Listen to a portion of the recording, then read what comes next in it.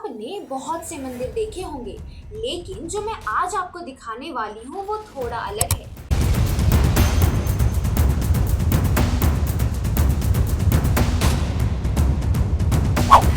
ये सिर्फ पूजा पाठ की जगह नहीं है, यहाँ कुछ ऐसा होता है जो आपको हैरान कर सकता है।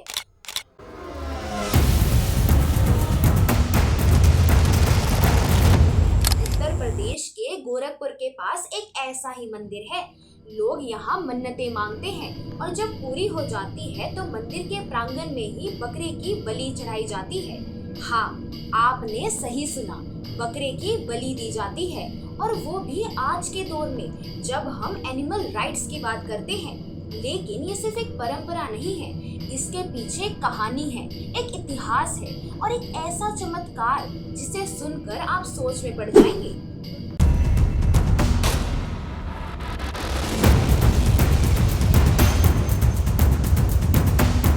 चलिए मेरे साथ इस सफर पर, जहां आस्था, रहस्य और बहस सब एक साथ मिलते हैं। वीडियो के एंड तक आप खुद तय करना, ये श्रद्धा है या अंधविश्वास। गोरखपुर शहर से अगर आप लगभग 27 किलोमीटर पश्चिम की तरफ निकले तो रास्ते में चोरी चौरा नाम का एक कस्बा मिलेगा।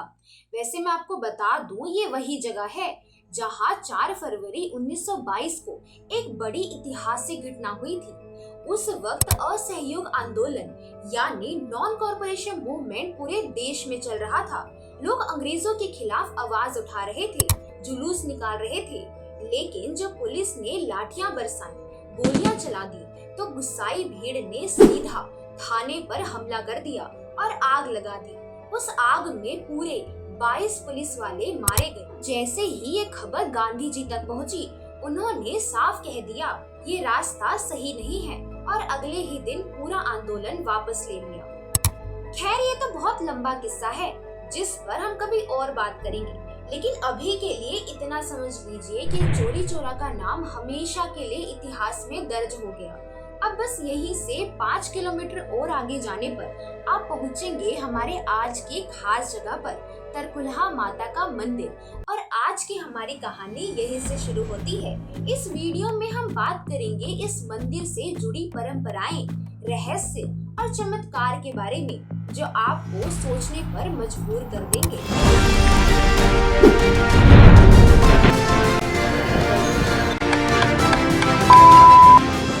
अब सवाल ये है कि ये तरकुलहा माता का मंदिर बना कैसे? तो इसकी कहानी भी काफी दिलचस्प है। दरअसल 1857 की पहली आजादी की लड़ाई के बाद गोरखपुर के इलाके में एक बहुत बड़ा नाम उभरा था, बाबू बंधु सिंह। ये वही बंधु सिंह थे जो अंग्रेजों की नींद हराम कर देते थे। दिन दहाड़े हमला करना, अंग्रेजों को चुनौती देना और गांव-गांव घूमकर लोगों में आजादी की आग भरना, यही इनकी पहचान थी। कहते हैं जब भी बंधु सिंह किसी मुसीबत में फंसते तो वो इसी जगह आकर माता तरकुलहा से प्रार्थना करते थे। माँ उनकी हर मुराद पूरी करती, हर लड़ाई में उन्हें बल देती। यानी ये मंदिर सिर्फ पूजा की जगह नहीं, बल्कि विद्रोह और हिम्मत का प्रतीक भी बन गया। लेकिन अंग्रेज कब किसी क्रांतिकारी को बख्शते हैं?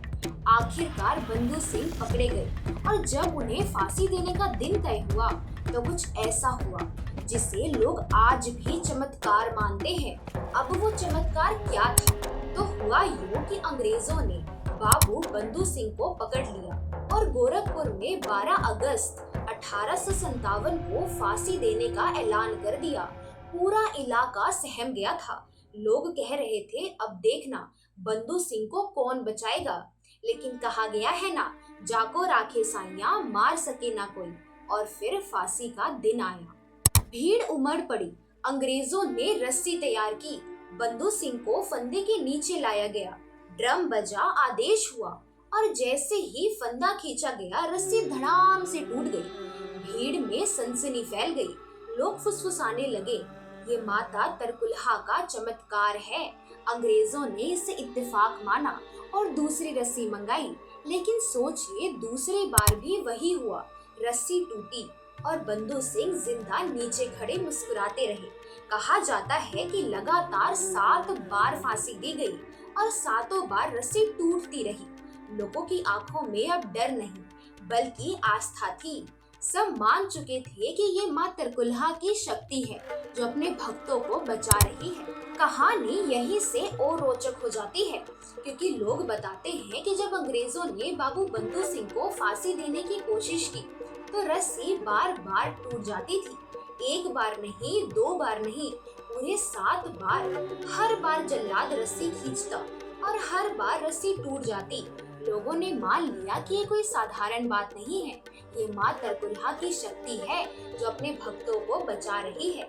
आखिरकार जब 8वीं बार फांसी दी गई, तब जाकर वो सफल हो सकी। कहा जाता है कि उसी वक्त बंधु सिंह ने खुद देवी माँ से प्रार्थना की थी, माँ, अगर आप चाहती हैं कि मेरी मृत्यु यही हो तो मैं आपका आदेश मानता हूँ। और जैसे ही ये वचन निकले, रस्सी नहीं टूटी। बंधु सिंह शहीद हो गए, लेकिन उनके बलिदान ने माँ तरकुलहा का चमत्कार हमेशा के लिए लोगों के दिलों में दर्ज कर दिया। कहते हैं बंधु सिंह जब अंग्रेजों से लड़ाई लड़ते थे तो वो गोरिल्ला युद्ध की तरकीब अपनाते थे। गोरिल्ला युद्ध, जिसे हिंदी में छापा मार युद्ध कहा जाता है, असल में ये कोई सीधा मैदान का युद्ध नहीं होता जैसे दो सेनाएं आमने सामने खड़ी हो, बल्कि इसमें छोटे छोटे सैनिकों के दल बनते हैं जो बड़ी और ताकतवर सेना पर अचानक धावा बोलते हैं। मतलब मारो और भागो वाली रणनीति। दुश्मन को थकाना, परेशान करना, छुपकर हमला करना, अचानक घात लगाना, यही इस युद्ध की खासियत है। बंधु सिंह ने भी अंग्रेजों के खिलाफ यही तरीका अपनाया था। छोटे छोटे हमले करके उन्होंने अंग्रेजी फौज की नाक में दम कर दिया था। लोग तो यहाँ तक कहते हैं कि उन्होंने अपने दुश्मन के सिर भी माँ तरकुलहा को चढ़ाए थे। उनकी निष्ठा इतनी गहरी थी कि माँ तरकुलहा को ही अपना इष्ट देवी मानते थे। अब बात करते हैं इस मंदिर के उन परंपराओं की जो आज भी लोगों की आस्था से जुड़ी हुई है। यहाँ माना जाता है कि जो भी भक्त सच्चे मन से मन्नत मांगता है, माँ तरकुलहा उसकी झोली जरूर भर देती है। और जब वो मन्नत पूरी हो जाती है तो भक्त अपना वचन निभाने के लिए मंदिर वापस आता है। लेकिन यहाँ वचन निभाने का तरीका थोड़ा अलग है। मंदिर के प्रांगण में ही माता तरकुलहा के मूर्ति के आगे लोग बकरा चढ़ाते हैं। जी हाँ, बकरे की बलि दी जाती है। बलि का ये दृश्य देखने लायक होता है। मंदिर परिसर में ढोल, नगाड़ों की गूंज, माँ के जयकारे और भक्तों का उत्साह, ये सब मिलकर एक ऐसा माहौल बना देते हैं जिसमें डर, आस्था और रहस्य सब एक साथ महसूस होता है। कहते हैं बलि के बाद बकरे का मांस वही बढ़ जाता है और भक्त प्रसाद की तरह उसे ग्रहण करते हैं। कुछ लोग इसे माँ की प्रसन्नता और प्रतीक मानते हैं, तो कुछ इसे हमारी परंपरा का अहम हिस्सा। लेकिन यही परंपरा सबसे बड़ी बहस को जन्म देती है। आखिर इसे आस्था कहे या फिर अंधविश्वास और क्रूरता। अब भाई, जहाँ आस्था है वहाँ सवाल भी होंगे, और ये सवाल सिर्फ बाहर वालों ने नहीं उठाए, बल्कि कई बार स्थानीय लोग भी सोच में पड़ जाते हैं। सबसे बड़ा सवाल यही, क्या सच में माँ बलि चाहती है? क्या देवी को प्रसन्न करने के लिए बकरे का खून बहाना जरूरी है? कई भक्त कहते हैं ये तो सदियों पुरानी परंपरा है, इसे निभाना ही माँ का आदेश है। तो वहीं कुछ लोग साफ कहते हैं ईश्वर को भक्ति चाहिए, बलि नहीं। आज की पीढ़ी के कई नौजवान भी इस पर सवाल उठाते हैं। उनका मानना है कि बलि की जगह नारियल या मिठाई चढ़ाना ही बेहतर है। लेकिन मंदिर में जाने पर आप देखेंगे कि बलि की रस्म आज भी उतने ही शिद्दत से निभाई जाती है। ढोल नगाड़ों की आवाज, जयकारों की गूंज और बलि के बाद बढ़ता हुआ प्रसाद, ये सब मिलकर माहौल को और रहस्यमय बना देते हैं। यही टकराव इस मंदिर को और दिलचस्प बनाता है, क्योंकि एक तरफ है आस्था और परंपरा और दूसरी तरफ आधुनिक सोच और सवाल। इसी आस्था परंपरा का एक और बड़ा रंग दिखता है यहाँ के मेलों में। जी हाँ, तरकुलहा देवी मंदिर सिर्फ चैत्र रामनवमी या नवरात्र में नहीं, बल्कि पूरे 12 महीने मेला लगा रहता है। यानी इस मंदिर में सिर्फ पूजा ही नहीं, बल्कि एक निरंतर चलने वाला लोक उत्सव भी है। अगर आप यहाँ चैत्र महीने में आते हैं तो नजारा और भी भव्य हो जाता है। हजारों की भीड़ उमड़ती है। चारों तरफ झूले, दुकानें, मिठाइयाँ, खिलौने और लोक गीतों की गूंज सुनाई देती है। कहीं पर ढोल नगाड़ों की थाप तो कहीं माँ के भजन और कीर्तन। और इस भीड़ में छोटे बच्चे, औरतें, बुजुर्ग सब अपने अपने ढंग से आस्था और मेले का आनंद उठाते दिखते हैं। कहा जाता है कि इस मेले में सिर्फ पूजा पाठ नहीं बल्कि पूरा सांस्कृतिक त्योहार जैसा माहौल होता है। स्थानीय किसान अपनी उपज बेचते हैं। लोग यहाँ परंपरागत पकवानों का स्वाद चखते हैं और मेल मिलाप का ये मौका गांव-गांव, कस्बों-कस्बों को जोड़ देता है। यानी तरकुलहा मंदिर केवल श्रद्धा का ही नहीं बल्कि लोक संस्कृति का भी बड़ा केंद्र है। अब सवाल ये है कि देवी तरकुलहा माता है कौन? तो दोस्तों, असल में देवी तरकुलहा माता दुर्गा का ही रूप है। दरअसल तरकुल के पेड़ के नीचे एक पिंड स्थापित थी जिसे लोग साक्षात देवी का रूप मानते थे और इसी तरकुल पेड़ के नाम पर देवी को लोग तरकुलहा देवी के नाम से जानने लगे। 12 अगस्त 1857 को बंधु सिंह की शहीदी के बाद माता तरकुलहा और भी प्रचलित हो गई। माँ तरकुलहा के चमत्कारों की कहानी आज भी लोगों के बीच गूंजती है।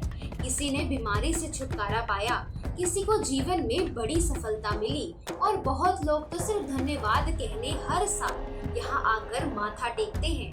आस्था का यही रंग इस मंदिर को खास बनाता है।